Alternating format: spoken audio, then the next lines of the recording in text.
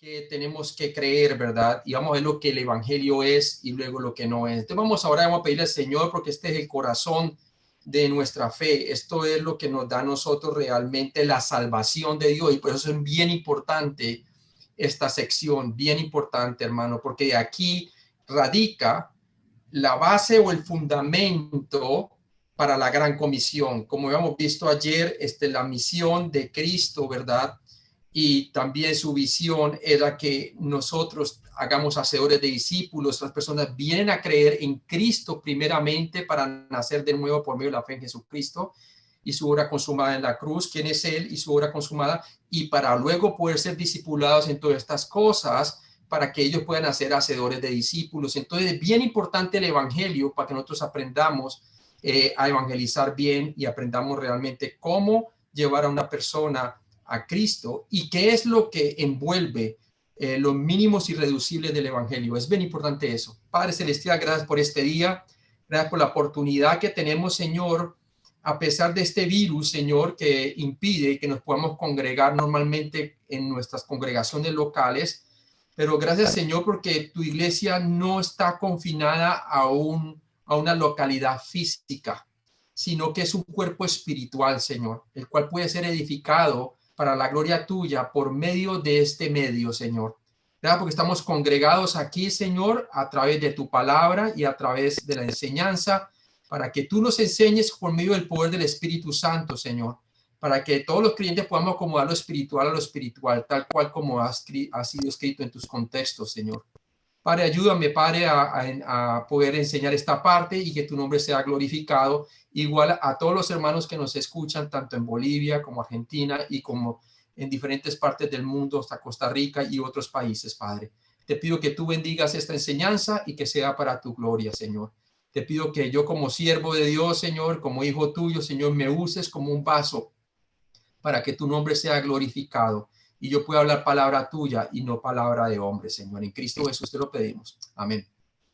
Entonces, hermanos, voy a colocar primero el PowerPoint aquí para poder empezar a enseñar esta sección. A ver. Ok, a ver si lo puedo hacer.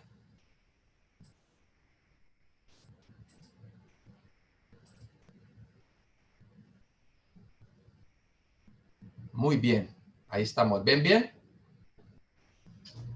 ¿Sí está bien? Ok, muy bien. Muy bien, entonces vamos a empezar, hermanos, esta enseñanza y vamos a empezar con el Evangelio, el mensaje del Evangelio. Entonces, lo primero que podemos ver nosotros aquí es lo que el Evangelio es. Y esta es la primera sección que me toca a mí enseñar hoy, ¿no? El mensaje del Evangelio que se debe creer para salvación es este. Cristo murió por nuestros pecados y resucitó, porque primeramente os he enseñado lo que asimismo recibí. Esto lo dice Pablo en 1 Corintios 15, del 3 al 4. Que Cristo murió por nuestros pecados, conforme a las Escrituras, y que fue sepultado y que resucitó al tercer día, conforme a las Escrituras. Mire que hay una parte que se repite. Una es su muerte por nuestros pecados, conforme a las Escrituras, y la otra, su resurrección después de 3 días, conforme a las Escrituras. Entonces, todo esto venía, este mensaje del Evangelio, el cual Pablo recibió directamente del Señor Jesucristo, es que Cristo murió por nuestros pecados conforme a las Escrituras y que fue sepultado y que resucitó el tercer día conforme a las Escrituras. Ese es el Evangelio que nosotros debemos de predicar. Obviamente tiene que ver con Cristo. ¿Y quién es ese? Cristo es el Mesías, el Hijo de Dios. Él es Dios el Hijo que se hizo hijo de hombre y que tomó lugar por nuestros pecados en la cruz y resucitó al tercer día conforme a las Escrituras. El Evangelio es un acontecimiento histórico, entonces, hermanos, que se trata de una obra que Dios realizó por la humanidad por medio de Jesucristo en un fin de semana en la historia más de 2000 años atrás. Entonces es un hecho histórico basado en un cumplimiento profético, el cual se dio de antemano para que podamos creer su testimonio. El Evangelio no es un acontecimiento subjetivo, no tiene que ver con lo que tú sientes o con lo que tú percibes. en tu parte subjetiva. No es algo que sucede en tu corazón, ni es el testimonio de cómo llegaste a creer. Es más, el evangelio es el mensaje de Dios para salvación de los hombres, que tiene que ver con una obra objetiva que se llevó a cabo 2000 años atrás, aún antes de que tú lo llegaras a creer. El evangelio entonces no es un acontecimiento subjetivo, es una obra completamente objetiva que ocurrió en la historia. El evangelio es el mensaje objetivo acerca de un acontecimiento que sucedió en el tiempo pasado. En el tiempo pasado. Los profetas que anunciaron la salvación que habría de venir para ellos en el Antiguo Testamento, ellos esperaban el tiempo de la aparición de un Mesías y también la persona la cual iba a ser ese Mesías. Y vemos claramente que venido el cumplimiento del tiempo, Dios envió a su Hijo, como dice Gálatas 4:4, nacido de mujer bajo la ley, con un propósito. ¿Para qué? Para que redimiese a todos los que estábamos bajo la ley, ¿verdad? Estamos bajo condenación, bajo la ley, porque no la podíamos cumplir. El evangelio es la noticia más importante y única en el mundo. Es la noticia sobre una persona, el Señor Jesucristo, el Mesías prometido. El prometido Mesías es entonces la buena noticia del evangelio. Es la noticia acerca de lo que Jesucristo hizo por nosotros. Él murió en la cruz por nuestros pecados y resucitó 3 días después, tal cual como se había predicho, conforme a las escrituras, como decía Pablo en 1 Corintios capítulo 15, del 3 al 4. Toda su muerte fue, por ejemplo, en Isaías 53, que es lo que iba a hacer Jesús. También el Salmos decía que iban a ser perforadas sus manos y sus pies. Era una obra objetiva que se iba a llevar en el transcurso de la historia y ocurrió hace 2000 años atrás. Hermanos, yo no sé qué usted ve en la cruz, pero yo veo en la cruz por lo menos 4 cosas, ¿cierto? La primera, veo la maldad de la humanidad, lo horrendo del pecado, nuestro pecado, ¿cierto? Vemos que nuestro pecado recibió justicia y juicio en la cruz. ¿Para qué? Para que después, como número 2, podamos ver el amor de Dios expresado incondicionalmente a la humanidad. Quiere decir los sufrimientos de Dios en la persona de Cristo, en la persona de Jesucristo. Pero no solamente vemos en la maldad del hombre y el amor de Dios siendo demostrado, sino que también vemos como número 3 la justicia de Dios manifestada o develada. Quiere decir la paga del pecado por el hombre, ¿verdad? Tal cual como Dios le había dicho en el jardín del Edén, el día que conviene ciertamente morirán. Y la muerte fue lo que Cristo mismo pagó por nosotros, ¿verdad? Para que pudiéramos nosotros entonces recibir como número 4 el perdón de Dios, ¿cierto? El perdón de pecados. La paz de Dios que Cristo ofrece a la humanidad es por medio de la cruz, ¿sí? Y es por medio de ese mensaje que ocurrió hace 2000 años de una manera objetiva que Cristo puede traer la redención a todos los hombres que ponen su fe o su confianza personalmente en Él y su obra consumada en la cruz, su muerte por nuestros pecados y resurrección. Dios desea que el mundo entero escuche y crea este importantísimo mensaje. La palabra de Dios nos dice, el cual quiere que todos los hombres sean salvos y vengan al conocimiento de la verdad. Es 1 Timoteo 2:4. Y de acuerdo a ese contexto nos dice que debemos de orar por aquellos que están en eminencia, gobernantes, presidentes, sean buenos o sean malos, como Pablo durante los tiempos de Calígula y también los tiempos de Nerón. Pedía orar por ellos. ¿Por qué? Porque él quiere que todos los hombres sean salvos y vengan al conocimiento de la verdad, así sea lo peor, ¿verdad? Y vemos claramente que ese es el deseo de Dios y por eso el evangelio son buenas noticias. Él murió por el pecado de todo el mundo.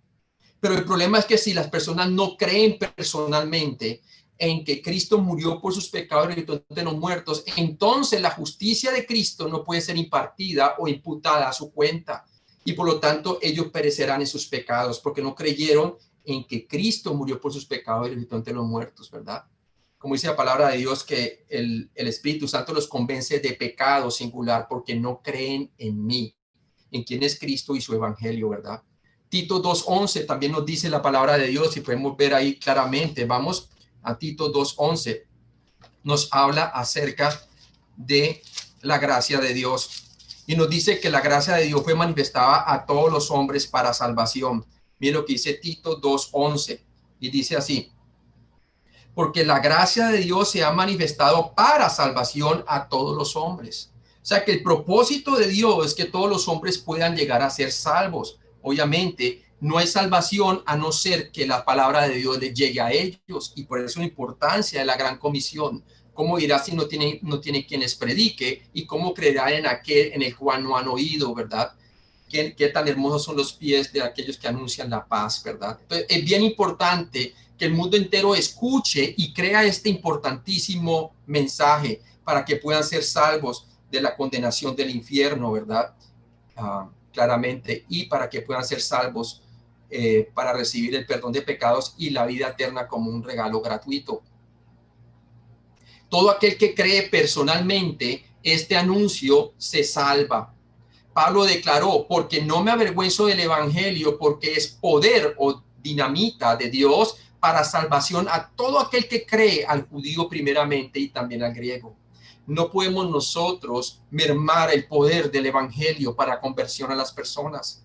Cada vez que tú vas a llevar el evangelio, tienes que saber una cosa: ya Dios está trabajando en el corazón de las personas. ¿A través de qué?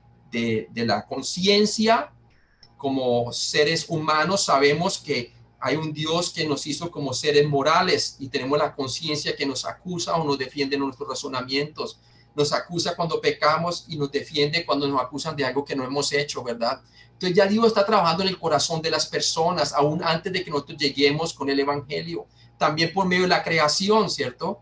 El hecho de que hay una creación física y que tiene un diseño, esa creación está proclamando que hay un diseñador inteligente. Detrás de una creación inteligente hay un diseñador inteligente. Entonces Dios ya está trabajando en el mundo, pero obviamente esa revelación de la conciencia y de la creación pone al hombre bajo la ira de Dios, como lo vemos en Romanos 1, ¿verdad? En versículos 18 al versículo 32. Necesitan escuchar el evangelio que Cristo pagó por sus pecados conforme a las escrituras y que resucitó entre los muertos para que puedan tener vida eterna y no vayan a condenación.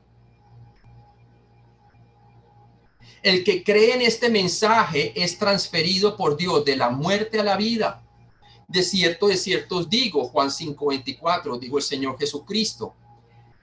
De cierto os digo, el que oye mi palabra y cree al que me envió, tiene, tiempo presente, vida eterna y no vendrá a condenación, mas ha pasado de muerte a vida espiritual. Obsérvese que para que las personas puedan pasar de muerte a vida espiritual, primero deben de creer al que me envió, quiere decir a la palabra del Padre acerca del Mesías, que el Mesías era el Salvador del mundo, ¿verdad? Como dijo Juan, ¿cierto? Que la ley fue dada por Moisés, pero la gracia y la verdad, el cumplimiento, vinieron por medio de nuestro Señor Jesucristo. Únicamente el que cree el mensaje es transferido del reino de las tinieblas al reino de la luz. Es nacido espiritualmente por la fe en Jesucristo únicamente. Cuando un individuo cree el evangelio o confía en el evangelio, él o ella es legalmente declarado justo por Dios y hecho una nueva persona. Por eso el Señor Jesucristo le dijo a Nicodemo que el que no nace de nuevo no puede ver el reino de Dios. Todos nacemos en pecado y no hay obra humana que podamos hacer para restaurar el pecado que ya hemos cometido. El pecado que ya hemos cometido demanda justicia y juicio. Y fuera de eso, nuestras buenas obras vienen de un corazón defectuoso que jamás serán perfectas. Por lo tanto, nuestras buenas obras, como dice Isaías, ¿verdad?, son como trapo inmundicia delante de él. ¿Por qué? Porque no reúnen ni la justicia, ni la rectitud, ni la santidad de Dios. Muy buenas delante de los hombres, pero delante de Dios carece de la justicia de Dios. Únicamente la obra de Cristo en la cruz es la que salva en el evangelio, que Cristo murió por tus pecados conforme a las escrituras y que resucitó entre los muertos conforme a las escrituras. Así es que un hombre es declarado justo por la fe únicamente en Jesucristo. Justificados pues por la fe, dice Pablo en Romanos 5:1, tenemos paz para con Dios por medio de nuestro Señor Jesucristo. Entonces habla de que la única manera de que un hombre puede llegar a ser justificado o salvado espiritualmente delante de Dios, declarado justo delante de Dios, es por la fe, por la sola fe en la obra consumada de Cristo, en quién es Jesucristo y lo que Él hizo por nosotros. Y dice que así tenemos, tiempo presente, inmediatamente, que pone su fe en Cristo, tenemos paz para con Dios por medio de nuestro Señor Jesucristo. Bien interesante eso, bien importante. La paz se logra mediante la cruz. Ahí fue donde el Señor unió lo celestial con lo terrenal, ¿verdad? De modo que si alguno está en Cristo, 2 Corintios 5:17, nueva criatura es o nueva creación es. Las cosas viejas pasaron y aquí todas son hechas nuevas. Toda persona que ha puesto su fe en Cristo únicamente es hecho una nueva criatura. Las cosas viejas pasaron de ser un hombre perdido o una mujer perdida y ahora entonces todas las cosas son hechas nuevas. Tú recibes el Espíritu Santo, tienes una regeneración espiritual por la fe en Jesucristo únicamente, y entonces has pasado a tener vida espiritual y eres hecho o hecha una nueva creación o un hijo o hija de Dios. Lo mismo lo dice en Juan capítulo 1, ¿verdad? Dice que a lo suyo vino y los suyos no le recibieron, mas a todos los que le recibieron, a los que creen en su nombre, en el Evangelio, lo que Cristo hizo y quién es Él, les dio potestad o poder de ser hechos hijos de Dios. Entonces, las personas pueden llegar a ser hechas hijas de Dios si confían personalmente en quién es Cristo y su obra consumada en la cruz. Ahora, hasta ahora creo que todo el mundo dice súper bien, estoy de acuerdo, somos salvos por la sola fe en quién es Cristo y su obra consumada en la cruz, su muerte por nuestros pecados y resurrección. Que Cristo es el Mesías, el Dios encarnado, el Hijo del Hombre, que murió por nuestros pecados, el Hijo de Dios, y que resucitó entre los muertos. Y el que pone su fe únicamente en Él, entonces es salvo, y todo el mundo dice amén. Pero vamos a ver ahora lo que el Evangelio no es. Porque suena sencillo lo que hemos dicho, ¿verdad? Pero vamos a ver qué hemos hecho de ese Evangelio que es sencillo y que originalmente trajo gran victoria a la iglesia cuando se empezó a predicar al comienzo de la iglesia, en el día de Pentecostés, trajo grandes bendiciones porque se predicaba claramente, pero vamos a ver que hoy en día muchas veces no se predica el Evangelio claro, y eso es lo que vamos a ver, lo que el Evangelio no es. La gente fácilmente entonces está de acuerdo al escuchar el único Evangelio verdadero, pero cuando se estipula lo que el Evangelio no es, a menudo están en desacuerdo. El apóstol Pablo no tenía ningún problema en declarar ambos, tanto lo que el Evangelio es como lo que no es. Y por eso nosotros tenemos que ser celosos del Evangelio. ¿Por qué? Porque aquí depende la vida de las personas. Y hay de mí, como dice Pablo, si no predico el Evangelio de Cristo, o sea, el Evangelio como fue entregado a Él, conforme a la Escritura, ¿verdad? Que Cristo murió por nuestros pecados, conforme a las Escrituras, y que resucitó entre los muertos, conforme a la Escritura. Ese es el Evangelio que las personas deben de creer. La salvación no puede ser tanto la obra de Cristo como la nuestra al mismo tiempo. No puede ser 99% Cristo y un 1% de nosotros. Efesios 2 del 8 al 9, vamos allí, claramente nos lo dice la palabra de Dios. Efesios 2 del 8 al 9. Nos dice así: porque por gracia sois salvos por medio del regalo inmerecido de Dios en Cristo, por medio de la fe. Ahí está el vehículo por el cual recibimos la salvación, y esto no de vosotros, pues un don de Dios. La salvación no es obra de hombre, es obra de Dios en Cristo Jesús, y se recibe como un don de Dios, un regalo gratuito de Dios. Y luego nos dice el versículo 9, no por obras, para que nadie se gloríe. Tito 3 del 5 al 6, vamos allí, otra referencia bien importante. Tito 3 del 5 al 6. Nos dice así en Tito 3 del 5 al 6. Nos salvó no por obras de justicia que nosotros hubiésemos hecho, sino por su misericordia, por el lavamiento de la regeneración y por la renovación del Espíritu Santo, el cual derramó en nosotros abundantemente por Jesucristo nuestro Salvador. Obviamente, cuando ponemos nuestra fe en Jesucristo, es que recibimos la salvación de Dios, únicamente por la fe en Jesucristo, en la obra consumada de Cristo únicamente. Sola fidea, sola fidea, como decía Lutero, ¿verdad? En la sola obra de Cristo únicamente. Gálatas 2:16, vamos allí, bien importante. En Gálatas 2:16 dice la palabra de Dios así: sabiendo que el hombre no es justificado por las obras de la ley, sino por la fe de Jesucristo. Nosotros también hemos creído en Jesucristo para ser justificados por la fe de Cristo y no por las obras de la ley, por cuanto por las obras de la ley nadie será ¿qué? Justificado. ¿Por qué será que nadie puede ser justificado por las obras de la ley? Porque no hay ningún hombre que pueda cumplir la ley perfectamente. Y por lo tanto, por eso Jesucristo fue enviado. Solamente Dios hombre, en la persona de Cristo, cumplió la ley en su perfección. Y por eso Él es nuestro perfecto sustituto para podernos salvar a nosotros. O nos basamos únicamente en la persona y obra de Cristo o solo en nosotros mismos. No hay término medio. Mire lo que dice Isaías 42:8. Dice: yo Jehová, este es mi nombre. Y a otro no daré mi gloria, ni mi alabanza a esculturas. O sea que la gloria es a Jesucristo, su Mesías, al Mesías de Dios, ¿verdad? Que Él tomó nuestros pecados en la cruz y resucitó entre los muertos. Su gloria es que cuando ninguno de nosotros buscaba a Dios, Dios nos encontró primero. Que su iniciativa fue que no que nosotros hayamos amado a Dios, sino que Dios nos amó primero y envió a su Hijo. Y fuera de eso, nos buscó para encontrarnos, para llegar a ser salvos, ¿sí?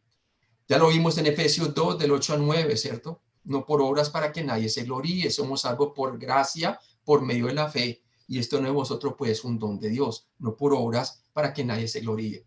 Número 2, el evangelio no es fe en Cristo más buenas obras.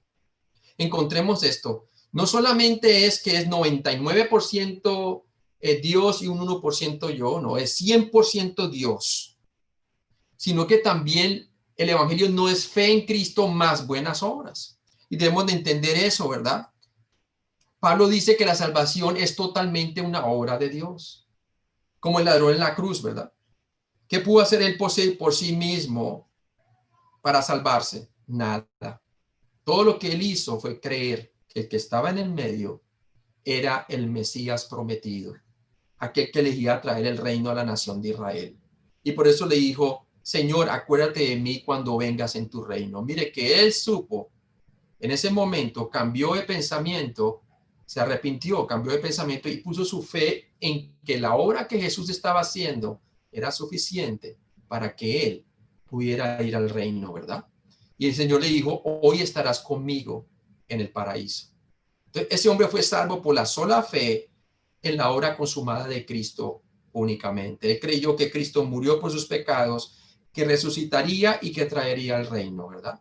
Entonces, él creyó que él era el Mesías, colocó toda su confianza en quién es Jesús y su obra consumada en la cruz a última hora, sin nada de buenas obras, ¿verdad? Solamente por la fe en él. Ahora el otro no creyó y ahí está la cosa, ¿no? No podemos hacer nada para añadir a lo que Cristo hizo. Él logró la salvación plena y completa para la humanidad. Dice la palabra de Dios en Gálatas 2:16 nuevamente: sabiendo que el hombre no es justificado por las obras de la ley, pues al fin y al cabo no hubo ningún hombre que pueda satisfacer la justicia de Dios por medio de la ley. Ninguno, solamente el Mesías. Dios Hijo, haciéndose hijo de hombre. Él pudo cumplir toda la ley a la perfección. A tal punto que dijo: ¿quién me acusa de pecado? Y ninguno puede acusarle de pecado, ¿verdad? Entonces vemos claramente que fue el único que pudo satisfacer la justicia de Dios. Y nos dice el versículo, nosotros también hemos creído en Jesucristo para ser justificados por la fe de Cristo y no por las obras de la ley, por cuanto por las obras de la ley nadie será justificado. La ley fue dada como un ayo o como una guía para llevarnos a Cristo, porque Él era el único que podía cumplir la ley, ¿verdad? Solamente Dios, quien dio la ley en el monte Sinaí, con todos sus mandamientos, que eran mucho más de 10, más de 600, la cumplió Jesucristo únicamente, ¿verdad? Solamente Dios hombre podía cumplir su propia ley. Y por eso la salvación es por fe únicamente en Jesucristo y su obra consumada. Dice, porque por gracia sois salvos por medio de la fe, y esto no es de vosotros, pues un don o regalo de Dios, no por obras para que nadie se gloríe. Tito 3:5 nos salvó no por obras de justicia que nosotros hubiésemos hecho, sino por su misericordia, por el lavamiento y la regeneración y por la renovación del Espíritu Santo. Es Dios quien hace la obra en el corazón del hombre por medio de la fe en Jesucristo únicamente, ¿verdad? Es de esa manera que nosotros podemos pasar de muerte a vida espiritual. Es creyendo en Cristo y su obra consumada únicamente. Número 3, el evangelio no es la fe en Cristo, mas dar tu vida a Dios. Mire, el evangelio no es yo dando nada a Cristo. El evangelio es que Dios ya dio toda su vida en su Hijo en la cruz por nosotros. Cuando decimos que la persona tiene que dar su vida a Dios, estamos colocándolo bajo obras. Entonces las personas comienzan a decir, ¿será que yo me di lo suficiente a Él? Y no, hermano, el evangelio no es yo dando nada a Dios. Ya Cristo murió hace 2000 años por nuestros pecados. Yo no tengo que darle nada a Él. Él ya se dio todo por mí en la cruz. Él ya consumó su obra por mis pecados en la cruz. Y a través de su resurrección me puede dar vida eterna si yo pongo mi fe o confianza personal en Él únicamente.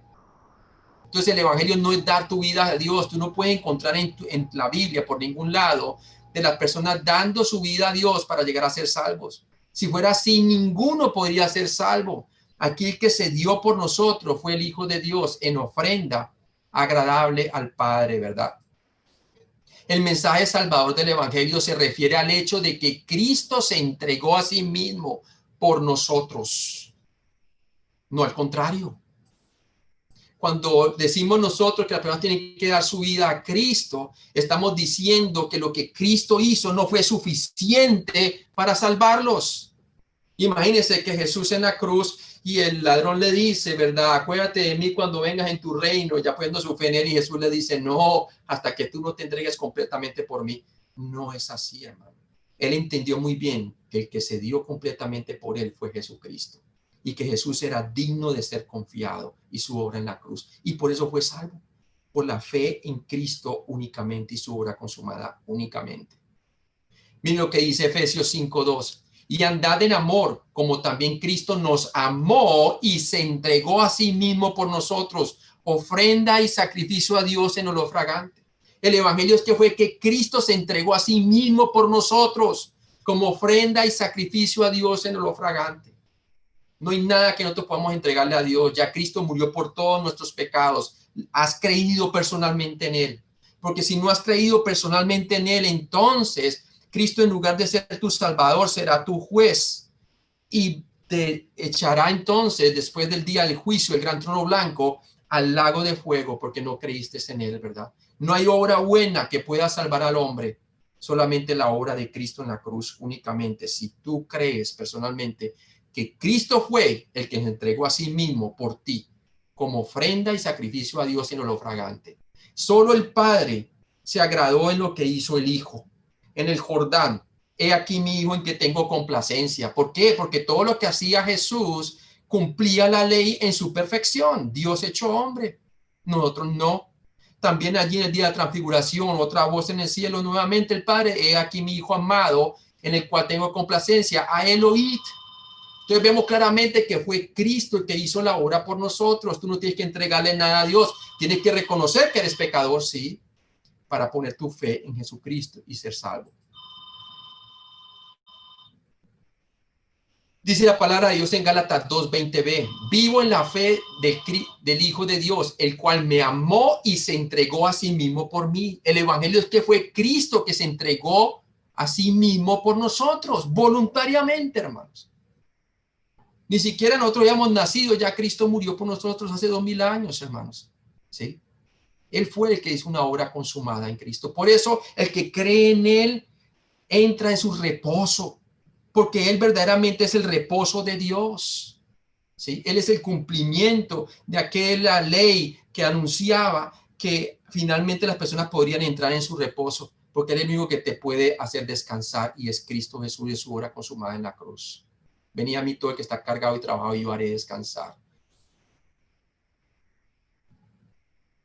El mensaje salvador del evangelio no involucra el dar algo a Dios a cambio de la salvación. Eso me suena a mí a negociación, ¿verdad? Y así no hay salvación, hermanos. No es yo hago mi parte y Dios hace la suya, sino que Dios hizo todo por ti. ¿Lo crees? El evangelio no se trata de usted dándole su vida, su corazón o cualquier otra cosa a Dios a cambio de la vida eterna. No es una transacción que usted hace, no es un acuerdo, no es un compromiso. No es un compromiso humano.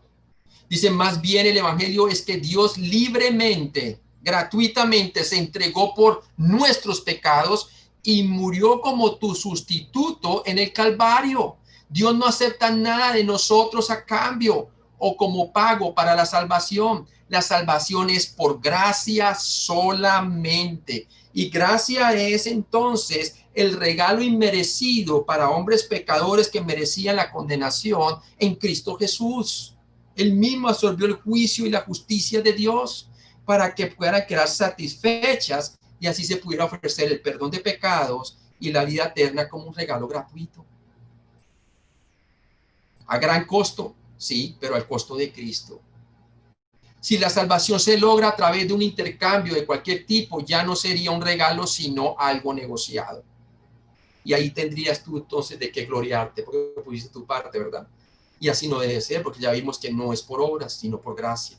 Mire, Romanos 11:6 nos dice, y si por gracia, ya no es por obras. De otra manera, la gracia ya no es gracia. Y si por obras, ya no es gracia. De otra manera, la obra ya no es obra.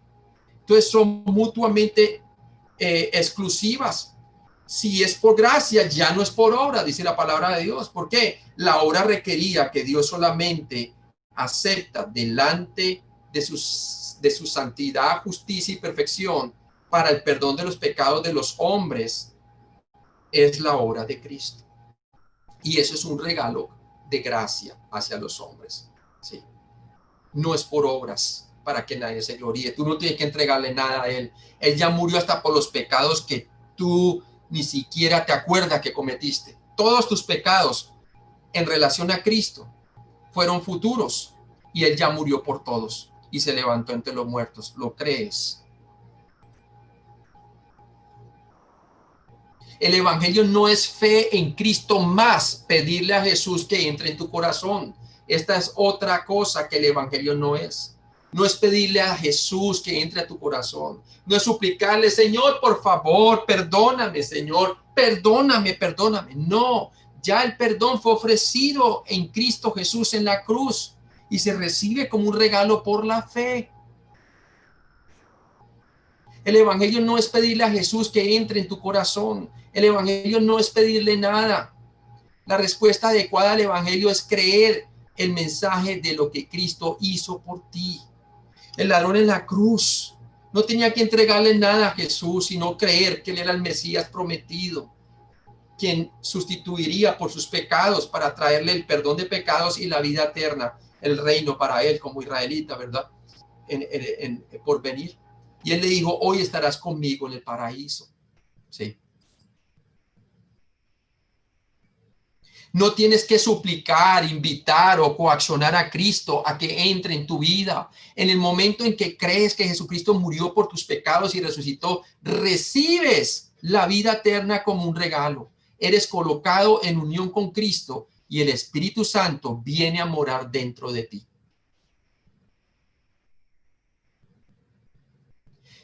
Primero tú crees el evangelio y entonces Cristo viene a morar en tu vida en la persona del Espíritu Santo. Tú no tienes que suplicarle que entre a tu corazón.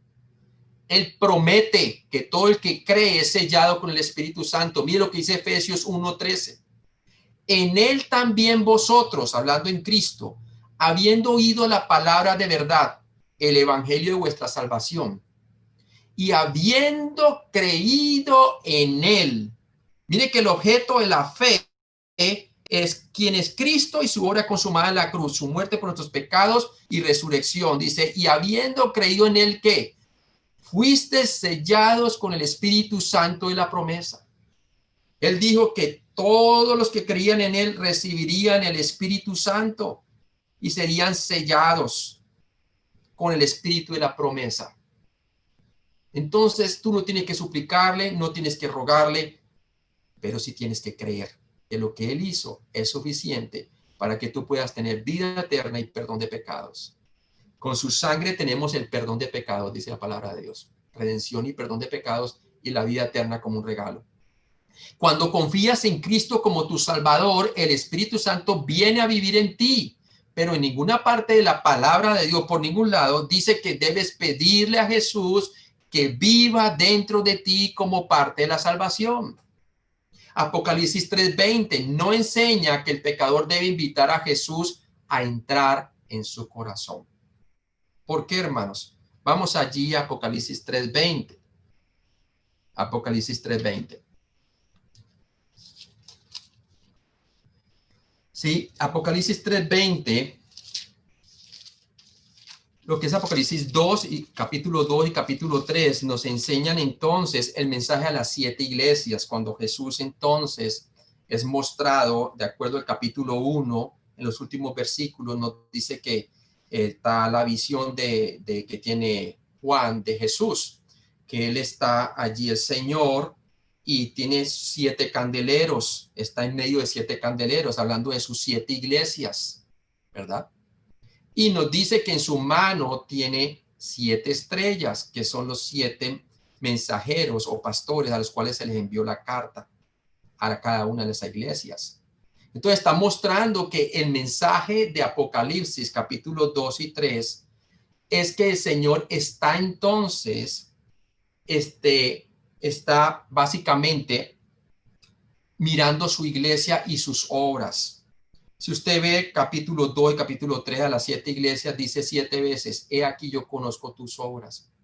Él está examinando las obras de los creyentes. Él no está examinando si las personas son salvas o no salvas. El mensaje es dado a las iglesias y las iglesias están conformadas por aquellos quienes han recibido el Espíritu. Una y otra vez dice a cada una de las iglesias, el que tiene oídos para oír, escuche lo que el Espíritu dice a las iglesias. ¿Y quiénes son los que tienen Espíritu? Todos los que han creído en Cristo. Entonces está hablando a las 7 iglesias. Pero el problema es que hay 5 de ellas que él encuentra que sus obras no son buenas delante de Dios y viene y las disciplina y les da entonces advertencias, ¿verdad? Y solamente hay 2 a las cuales él no les da ninguna advertencia porque están haciendo lo correcto. Ha encontrado que sus obras han sido buenas delante de Dios porque han sido hechas por la fe en Jesucristo. Pero cuando llegamos a Apocalipsis 3:20, vemos claramente cuando llegamos al 3:20, encontramos entonces al mensaje a la última iglesia, que es la iglesia de la Odisea, ¿sí? Y si lo empieza usted a leer en el versículo 14, dice, y escribe el ángel a la iglesia en la Odisea, he aquí el amén, el testigo fiel y verdadero, el principio de la creación de Dios, dice esto. Versículo 15, yo conozco tus obras, que ni eres frío ni caliente, ojalá fueres frío o caliente. Pero por cuanto eres tibio y no frío ni caliente, te vomitaré de mi boca. Entonces es una iglesia que no estaba teniendo comunión con Cristo, sino que más bien se está dejando enriquecer por lo que el mundo le rodeaba, ¿verdad? Era una iglesia que, como muchas iglesias hoy en día, que está llevada por las actividades humanas, las programas de la iglesia, pero no tienen lugar para la palabra de Dios. Cada día la palabra de Dios es más poco o más corto el servicio, ¿verdad? y más énfasis en la música, más énfasis en las riquezas, más énfasis en otras cosas, excepto la palabra de Dios. ¿Y qué le dice? Porque tú eres, versículo 17, porque tú dices, yo soy rico y me he enriquecido y de ninguna cosa tengo necesidad, y no sabes que tú eres un desventurado, miserable, pobre, ciego y desnudo. Por tanto, yo te aconsejo que de mí compres oro refinado en fuego para que seas rico y vestiduras blancas para vestirte, y que no se descubra la vergüenza de tu desnudez, y unge tus ojos con colirio para que veas. Es una iglesia que se había enceguecido por la mundanalidad y por los programas y por todo lo que era la ciudad, una ciudad muy rica y muy próspera, la Odisea, ¿verdad? Y luego dice el versículo 19, y por eso sabemos que está hablando a creyentes, no está invitando a Apocalipsis 3:20 a incrédulos a ser salvos, está hablando a la iglesia. Dice, yo reprendo, versículo 19, yo reprendo y castigo a todos los que amo.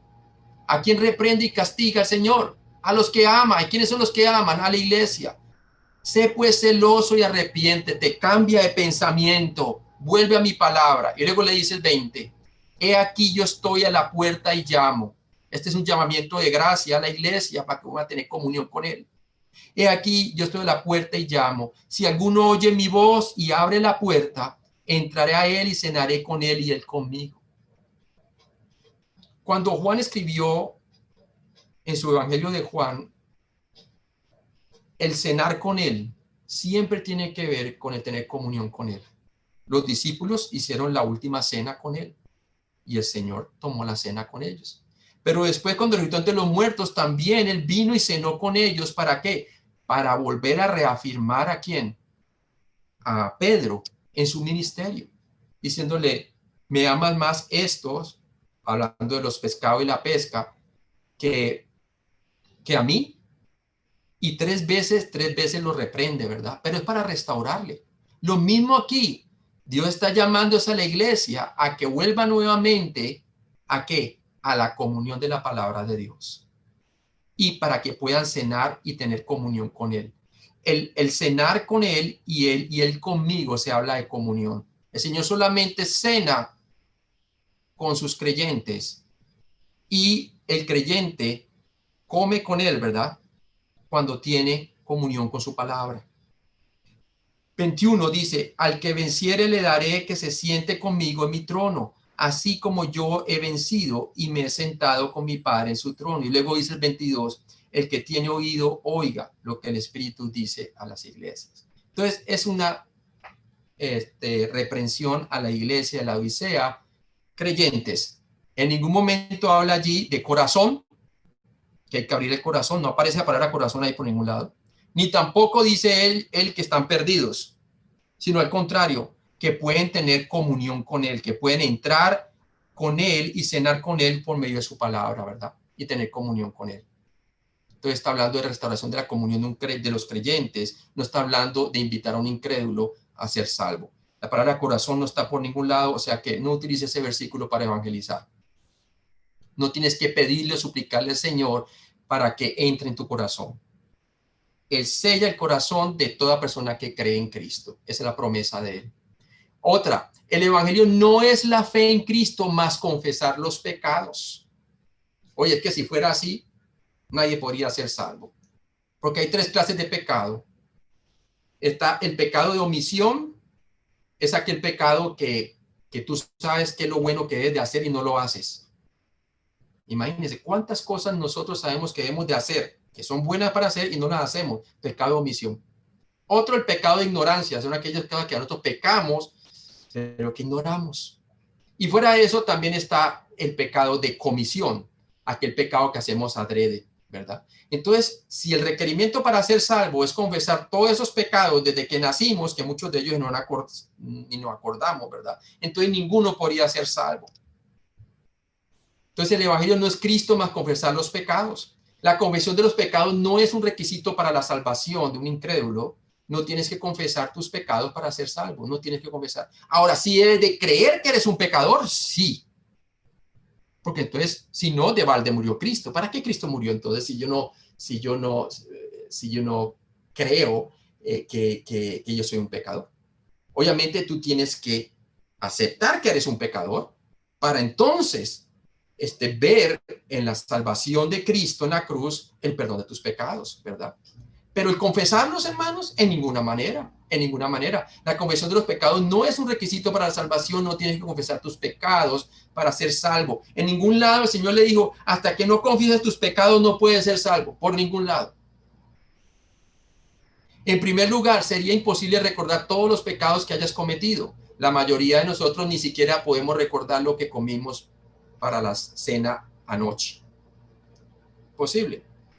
Pecados que cometimos cuando estábamos chiquiticos, bebés, ¿verdad? Son muchos. ¿Qué que nos íbamos a acordar, hermano? En segundo lugar, confesar todos tus pecados te invitaría a una desconcertante introspección. Nunca podrías estar seguro de la salvación por el temor de haber olvidado algún pecado. Eso sería volver nuevamente a las enseñanzas del catolicismo romano para aquellos que eran católicos como yo era, ¿verdad? Por mis primeros 22 años de vida. Ella siempre confesando, ¿verdad? Pero hermanos, la confesión de pecado no salva a nadie, ¿cierto? Y si así fuera la salvación, nunca podríamos ser salvos. Vuelvo y repito. Imposible recordarse de todos los pecados que hemos cometido durante toda la vida. Las personas serán condenadas al lago de fuego, escuche bien, no porque no pudieron confesar todos sus pecados, sino porque no creyeron en el Señor Jesucristo, quien ya murió por sus pecados, plural. Mira lo que dice Juan 3:18. El que en él cree no es condenado, pero el que no cree ya ha sido condenado, porque no ha creído en el nombre del unigénito Hijo de Dios. En un solo pecado el que condena a la humanidad ultimadamente, y es el permanecer en incredulidad y no creer en el Señor Jesucristo, en quién es Él y su obra consumada en la cruz, que murió por nuestros pecados y que resucitó el tercer día.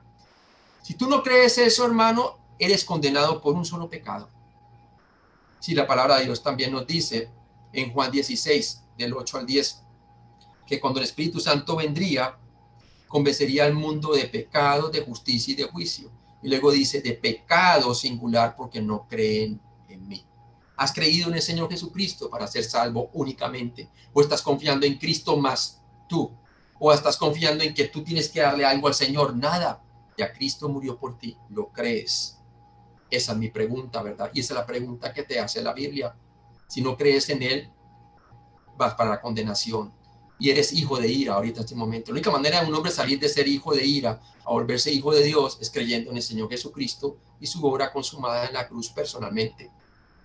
Otra, el evangelio no es la fe en Cristo, mas hacer de Cristo el Señor de tu vida o someterte al señorío de Cristo. Esto es bien importante, hermanos. Sí, es bien importante. ¿Por qué es bien importante? Porque en muchas iglesias se predica que la persona incrédula tiene que hacer primero al Señor, el Señor de su vida, o si no, no puede ser salvo. O sea que le estamos preguntando, le estamos exigiendo más bien a un hombre inconverso, muerto en delitos y pecados, que haga algo imposible, que haga a Jesús el Señor de su vida antes de ser salvo, ¿verdad? Para poder ser salvo. Y yo le digo una pregunta, ¿cuántos de nosotros que somos salvos, que ya somos salvos ya por la fe únicamente en Cristo, hemos hecho al Señor Jesucristo el Señor de nuestra vida todo el tiempo? Oye, si nosotros pudiéramos hacer a Jesucristo el Señor de nuestra vida todo el tiempo, nunca pecaríamos a partir de la salvación, ¿verdad? Pero no es cierto. Cada vez que nosotros pecamos como creyentes, estamos cayendo del señorío de Cristo. Estoy dejando que mi naturaleza pecaminosa domine en ese momento, pero no quiere decir que no sea salvo. Ahora, ¿cuánto más a un hombre inconverso? ¿De dónde un hombre inconverso va a sacar de su propia voluntad el someterse al señorío de Cristo? Nadie puede. Eso es un requisito para el creyente en su santificación, poder caminar en comunión con Dios por medio de la fe en Jesucristo. Cada vez que tú caminas por la fe en Jesucristo como creyente, te estás sujetando al señorío de Cristo. Pero cada vez que nosotros no caminamos por la fe en Jesucristo, entonces pecamos. Y cuando pecamos, dejamos de hacerle a Él el Señor de nuestra vida como creyentes, pero nunca es una condición para que una persona inconversa llegue a ser salvo. Si fuera así, ninguno podría ser salvo. Es cierto que si tú niegas que Cristo es Dios o el Señor, no puedes ser salvo. Probablemente no confiarías en Jesucristo como tu Salvador, si no creyeras que Él es Dios, el Señor.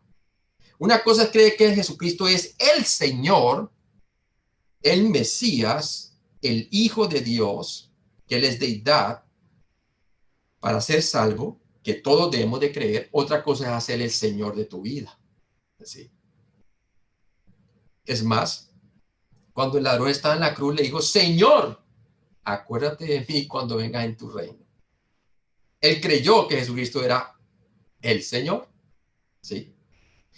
Pero el hacerle el Señor de tu vida es un requisito para el creyente de toda su vida, en su caminar diario, para crecimiento espiritual y para tener comunión con Él. Pero no es realmente una condición para el incrédulo ser salvo, por ningún lado. Entonces, hermano, no es un requisito para ser salvo el que tú hagas a Cristo el Señor de tu vida. Tienes que creer que Él es el Señor, sí. Por eso los testigos de Jehová no pueden creer en Cristo para ser salvos. O sea, tú le preguntas, ¿tú crees que Cristo es tu Salvador? Él dice que sí. Pero el problema es que el testigo de Jehová no cree que Jesucristo es el Señor. Ellos creen que Jesucristo es un ser creado. Es más, creen que Jesucristo es el arcángel Miguel antes de hacerse hombre y que después de la resurrección volvió otra vez a su posición de arcángel Miguel. Pero hermano, no. Jesús no es un diosito creado, un Dios junior. Él es Jehová Dios. Mi Padre y yo uno somos. Entonces, por eso un testigo de Jehová no puede ser salvo porque no cree quién es Jesús, que Jesús es el Señor. Entonces dice, es necesario creer que Jesús es Dios y el Señor para la salvación. La palabra deidad está incorporada en su título, el Cristo. Juan 8:24 le dijo Jesús a los fariseos y escribas, por eso os dije que moriréis en vuestros pecados, porque si no creéis que yo soy, quiere decir que Él es el Mesías, el yo soy, que se le apareció a Moisés, en vuestros pecados moriréis. ¿Sí? El yo soy significa Jehová hecho carne. Si no creéis que yo soy, en vuestro pecado moriréis. Entonces, ¿tenían que creer que Jesucristo era el Señor? Sí. Pero en ningún momento dijo Él, si no hacéis de mí que yo sea el Señor de su vida, entonces no pueden ser salvos. No. Él no le dijo a ninguna persona incrédula eso. ¿Tenían que creer que Él es el Señor y creer en su obra consumada? Sí. Pero nunca hacerle el Señor de su vida para llegar a ser salvo. Creer que Cristo es el Señor Dios es necesario para la salvación, pero hacerle Señor de tu vida no es necesario para ser salvo, ya que eso significaría que la salvación dependería de tu buena acción, de hacerle a Cristo el Señor de tu vida o de tu sumisión a Él, y no de la obra completa de Cristo. Y volvemos a Tito, vamos otra vez a Tito 3, del 5 al 6. Tito 3, del 5 al 6. Que nos dice así: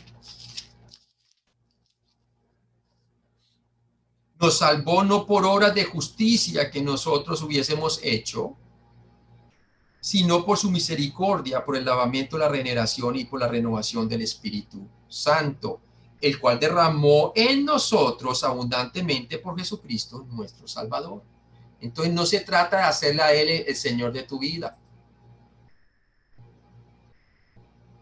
¿Cómo podría un inconverso, muerto en sus delitos y pecados, bajo el control de Satanás y sin el Espíritu de Dios en su vida, honestamente y eficazmente, tomar la decisión de ser sumiso al señorío de Jesucristo y por lo tanto calificar para la salvación? Ninguno, ¿verdad? Es más, Efesios 2, del 1 al 3 nos dice que nosotros estábamos muertos en nuestros delitos y pecados. O sea, ¿cómo una persona muerta va a poder hacer el Señor Jesucristo el Señor de su vida? Imposible, ese no era el requisito para ser salvo. Ni Pablo se lo dijo al carcelero, ¿se acuerdan? Carcelero en Hechos capítulo 16, versículo 31. Llega a él y le dice a Pablo y a Silas, varones, ¿qué haré para ser salvo? ¿Y qué le dijo el Señor a través de Pablo, verdad? Y de Silas. Ellos le dijeron, cree en el Señor Jesucristo y serás salvo tú y tu familia que estaban escuchando ahí también en el mismo instante. Él no le dijo, si haces a Jesús el Señor de tu vida, no. Dice, cree en el Señor Jesucristo y serás salvo. ¿Qué tenía que hacer el carcelero junto con su familia? El dejar de creer en el panteón romano de dioses y el dejar de creer que el César era Dios y poner su fe en que Jesucristo era el Señor. Cree en el Señor Jesucristo. No hay que hay muchos señores, sino que solamente hay un solo Señor. Que el Señor, cree en el Señor Jesucristo y será salvo. Cree en el Señor Jesucristo y será salvo, ¿verdad? Tenía que poner su fe en Jesucristo únicamente como Señor. Que solamente había un Señor. No había muchos. Entonces, este hombre cambió de pensamiento y puso su fe en Jesucristo junto con su familia y fueron bautizados, nos dice la palabra de Dios. Creyeron, ¿verdad? Entonces, no tenía que hacer a Jesús el Señor de su vida, pero tenía que creer que Jesucristo era el Señor. Cree en el Señor Jesucristo y será salvo. Usted no tiene que hacer a Cristo el Señor de su vida para ser salvo. Eso es una cuestión de la santificación para el cristiano, no una cuestión para la justificación del incrédulo. Aún nadie ha hecho a Cristo el Señor de su vida por completo, ni los creyentes, hermanos. La única manera de estar completamente bajo el señorío de Jesucristo es ser sin pecado. ¿Y sabe cuándo va a ocurrir eso, hermano? En nuestra futura glorificación. Ahí sí vamos a someternos al señorío de Cristo con todo el corazón, con toda la mente y con todo nuestro ser, ¿verdad? Cuando seamos despojados de la naturaleza pecaminosa en el arrebatamiento de la iglesia, ¿verdad? Pero antes, hermanos, solamente cuando caminamos por la fe nos sometemos a su señorío como creyentes, pero a veces no. Por eso tenemos primera de Juan 1 del 8 al 10. Vamos allí y muestra que cuando nosotros tenemos comunión con él, entonces nos estamos sometiendo a su señorío, pero cuando no, no. Primera de Juan, vamos allí a primera de Juan, capítulo 1 del 8 al 10. Nos dice así: si decimos que no tenemos pecado, nos engañamos a nosotros mismos. Mire que el apóstol se incluye, porque está hablando del propósito de la primera de Juan, era para que el gozo de Dios estuviera cumplido, teniendo comunión con el Padre y teniendo comunión unos con otros. Y dice, si decimos que no tenemos pecado, nos engañamos a nosotros mismos y la verdad no está en nosotros. Esta es la mentira. Porque el que dice que está en la luz y practica el pecado, se engaña a sí mismo. Y la verdad no está en él, está en la mentira, ¿verdad? Ahora, mira lo que dice el versículo 9. Si confesamos nuestros pecados, hablando de los creyentes, él es fiel y justo para perdonar nuestros pecados y limpiarnos de toda maldad. Y luego dice el versículo 10, si decimos que no hemos pecado, le hacemos a él mentiroso y su palabra no está morando en nosotros. Está morando en la mentira. Porque nuestro hablar o nuestra confesión no va de acuerdo a nuestro caminar.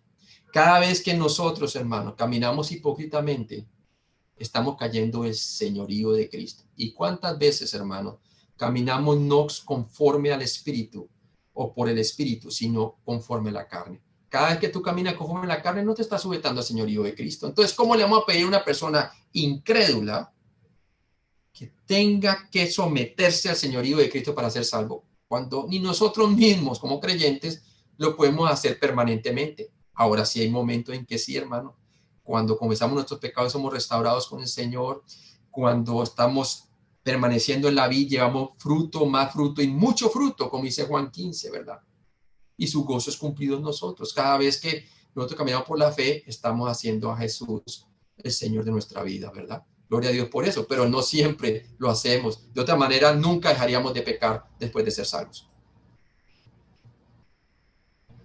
Cada vez que pecamos, en ese momento no estamos bajo el señorío de Cristo. Y todos los creyentes a veces pecamos. Segunda de Tesalonicenses 3:13. Vamos allí. Segunda de Tesalonicenses 3:13.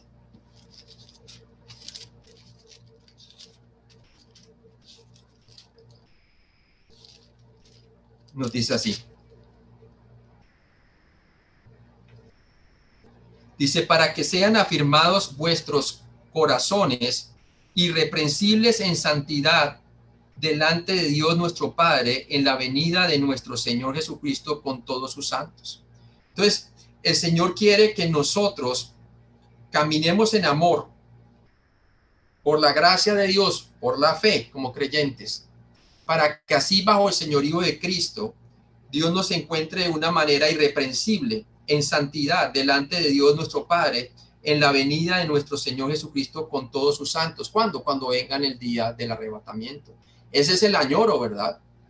Como decía Pablo, no que me encuentre confiando en mí mismo, sino confiando en el poder de Dios. El llegar a ser sumisos al señorío de Cristo a través de nuestra vida en santidad toma tiempo y crecimiento espiritual. Y eso lo ve usted en Romanos 6, del 19 al 22. Vamos allí. Romanos 6, del 19 al 22. Entonces, el sujetar al señorío de Cristo tiene que ver con el crecimiento del creyente, no tiene que ver nada con con la condición para un incrédulo ser salvo. Romanos 6, del 19 al 22, nos dice así: hablo como humano por vuestra humanidad, hablo como humano por vuestra humana debilidad, que así como para iniquidad presentáis vuestros miembros para servir a la inmundicia, o sea, cuando no eran salvos, a la iniquidad, así ahora para santificación presentad vuestros miembros para servir a la justicia. Entonces, cada vez que nosotros presentamos nuestros miembros para servir a la justicia por la fe en Jesucristo, entonces, considerándonos muertos al pecado y vivos para con Dios en Cristo Jesús, entonces vamos a llevar fruto para justicia. Pero cada vez que nosotros no dependemos del poder del Señor en nuestro caminar diario, obviamente estamos presentando nuestros miembros para la injusticia. 20 dice: porque cuando erais esclavos del pecado, cuando éramos incrédulos, erais libres acerca de la justicia. Pero dice el versículo 21: pero qué fruto teníais de aquellas cosas de las cuales ahora os avergonzáis, porque el fin de ellas es muerte, o división, o separación. Mas ahora que habéis sido libertados del pecado, dice Pablo, que ya son salvos, y hechos siervos de Dios, tenéis por vuestro fruto la santificación, y como fin la vida eterna. ¿Sí? Cada vez que dependemos del Señor Jesucristo, vamos entonces a llevar fruto de vida eterna. ¿Por qué? Porque la paga del pecado es muerte, mas la dávida de Dios es vida eterna en Cristo Jesús. Entonces, vemos claramente que cada vez que caminamos y presentamos nuestros miembros como sacrificio vivo delante de Dios, también lo dice Romanos 12, estamos entonces presentando nuestros miembros para santificación, ¿verdad? Reflejando el carácter de Cristo aquí en la tierra. Pero cada vez que no lo hacemos, hermano, caemos del señorío de Cristo. ¿Podemos ser restaurados nuevamente? Claro, para eso lo leímos en primera de Juan 1:9. Si confesamos nuestros pecados, Él es fiel y justo para restaurarnos y limpiarnos de toda iniquidad. De una manera paternal, el Señor nos restaura a nuestra comunión inicial cada vez que confesamos nuestro pecado. Y eso como lo hacemos caminando en la luz, ¿verdad? Somos conscientes de nuestro pecado. Jesucristo nuestro Señor quiere ser el Señor de todos los miembros de tu cuerpo. Y este es un proceso de toda la vida que Dios inicia en el punto de la salvación y continuará perfeccionando hasta la muerte. Primera de Pedro 1, del 13 al 16. Primera de Pedro 1, del 13 al 16.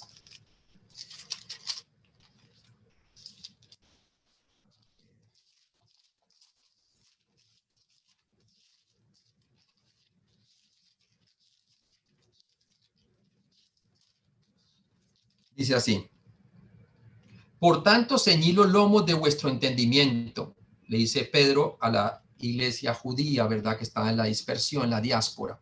Sé sabio y esperad por completo en la gracia que se os traerá cuando Jesucristo sea manifestado, o sea, en el arrebatamiento.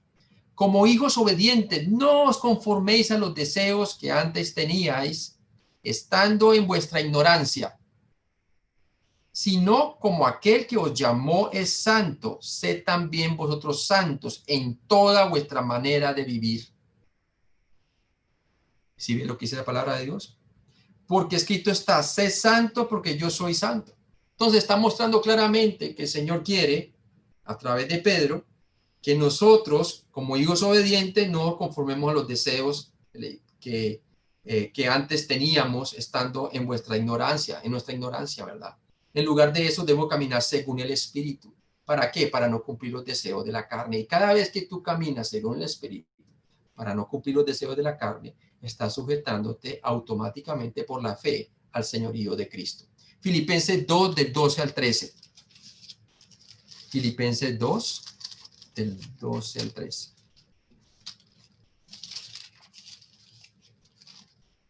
Dice así: por tanto, amados míos, como siempre habéis obedecido, este es Pablo a los filipenses, no como en mi presencia solamente, sino mucho más en mi ausencia, ocupaos en vuestra salvación con temor y temblor. ¿Quién es el único que se puede ocupar de su salvación con temor y temblor? El que ya la tiene, el creyente. Hay veces no nos ocupamos de ella con temor y temblor, ¿verdad? Hay veces no nos importa, hermano, y no debiera de ser así, porque hay consecuencias. Dios disciplina a todo aquel que, que peca, ¿verdad? Y que quiere continuar pecando como creyente. Y cuando el Señor disciplina, disciplina feo. Ahora, mire el versículo 13. Porque Dios es el que vosotros produce así el querer como el hacer de su buena voluntad. Cada vez que por la fe nosotros nos sujetamos, cada vez que caminamos por la fe, nos estamos sujetando al señorío de Cristo. Y dice la palabra de Dios que cada vez que nosotros vemos que el Señor produce en nosotros el querer como el hacer de su propia voluntad, es porque nos estamos sujetando al señorío de Cristo, ¿verdad?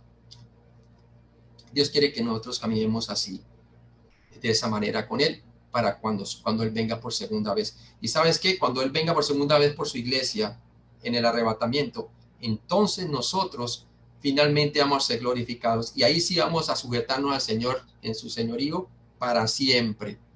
Y lo vamos a hacer con gran alegría porque ya no vamos a tener naturaleza pecaminosa debido a la transformación del rapto o arrebatamiento. Esto se logra a lo largo de la vida del creyente, entonces, el hacerlo a Él el Señor de tu vida, y no es el resultado de una decisión tomada momentos o segundos antes de creer. Filipenses 1:6, que nos dice así: estando persuadidos de esto, que el que comenzó en vosotros la buena obra, desde el momento en que creyeron en Él para ser salvos, la iglesia en Filipos, la perfeccionará o la completará hasta el día de Jesucristo. Obviamente cada creyente lucha diariamente con esta cuestión del señorío y continuará haciéndolo hasta su muerte. Romanos 6 del 11 al 23 te habla de eso, ¿verdad? Y es una lucha espiritual, ¿verdad? Es una lucha. Pero lo bueno es que cada vez que tú caminas por la fe en Jesucristo y te ves haciendo la obra del Señor y ves a Él produciendo el querer como el hacer de su buena voluntad a través de ti, ves el fruto de tu santificación, ¿verdad? Un mejor matrimonio, mejor esta relación de padre e hijo, hijos con padres, esposa con esposo, esposa con la esposa, el esposo con la esposa, y así nuestra comunión vertical se va a manifestar de manera horizontal en el señorío de Cristo, ¿verdad? Vamos a querer servir al Señor.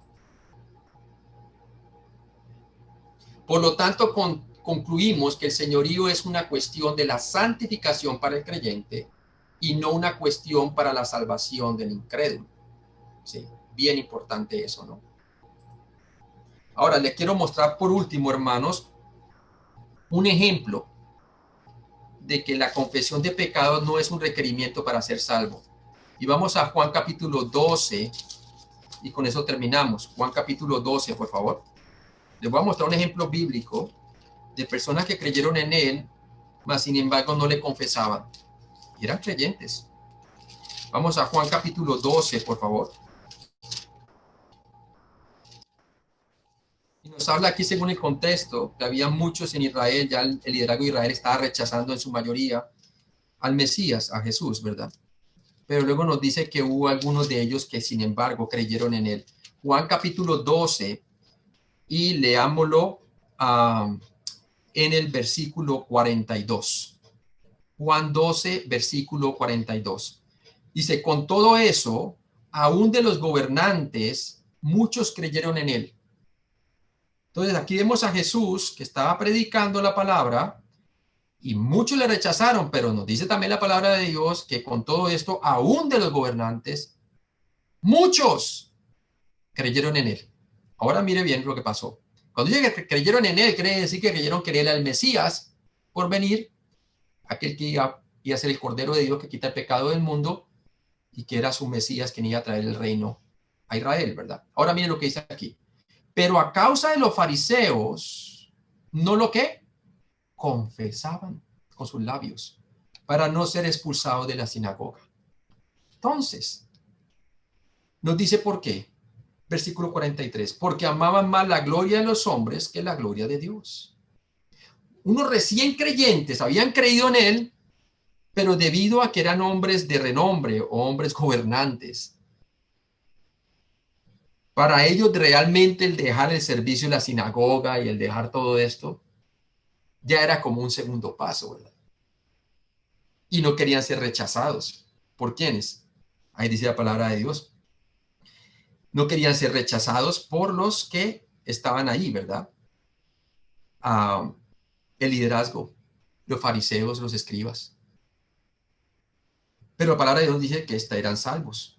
Dice, con todo eso, aún de los gobernantes, muchos creyeron en él, fueron salvos, justificados por la fe únicamente, pero a causa de los fariseos no lo confesaban para no ser expulsados de la sinagoga, porque amaban más la gloria de los hombres que la gloria de Dios.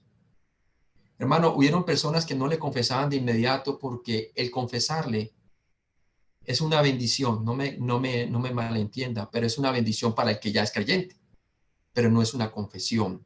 La confesión no es un requerimiento para que usted sea salvo, porque aquí vemos muy claramente unas personas que creyeron en él, sin embargo no le confesaron, pero ya eran salvos, dice la palabra de Dios. De otra manera, Juan no nos hubiera escrito que ellos habían creído en él. Entonces, la confesión no es un requisito para el incrédulo llegar a ser salvo. Mas sí es una bendición cuando usted le confiesa ya siendo salvo, porque va a recibir recompensa en el cielo. Y eso lo dice muchas veces la palabra de Dios, ¿verdad? Que todo el que me confesare delante de los hombres, yo le confesaré delante de mi Padre que está en los cielos. Está hablando dentro del contexto de recompensas para el creyente. Pero si no le confiesas, obviamente hay pérdida de recompensas, pero vas al cielo de todas maneras, porque la salvación es por la sola fe en Cristo únicamente y no por obras para que nadie se gloríe. Entonces vamos a orar y vamos a pedirle al Señor que nos bendiga entendiendo estas verdades del Evangelio, hermano. El Evangelio es únicamente creer en Cristo, quien es Él, su muerte por nuestros pecados y resurrección, ¿verdad? Él es Dios hecho hombre, quien murió por nuestros pecados y entre los muertos. Y que si nosotros ponemos nuestra fe únicamente en su obra consumada, somos salvos. Si tú no has puesto tu fe únicamente en su obra consumada en la cruz, entonces no eres salvo.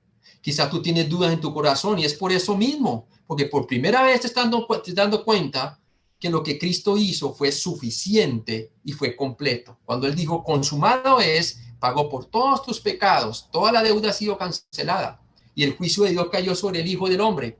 Hubo tinieblas en la tierra por 3 horas, desde la hora sexta hasta la hora novena, 12 del día hasta las 3 de la tarde, un terremoto, ¿verdad? Y luego entregó el Espíritu, pero al tercer día resucitó entre los muertos y te puede dar vida eterna si tú confías completamente que Él sustituyó por ti en la cruz, murió por tus pecados, su sangre te limpió de todos los pecados y resucitó el tercer día.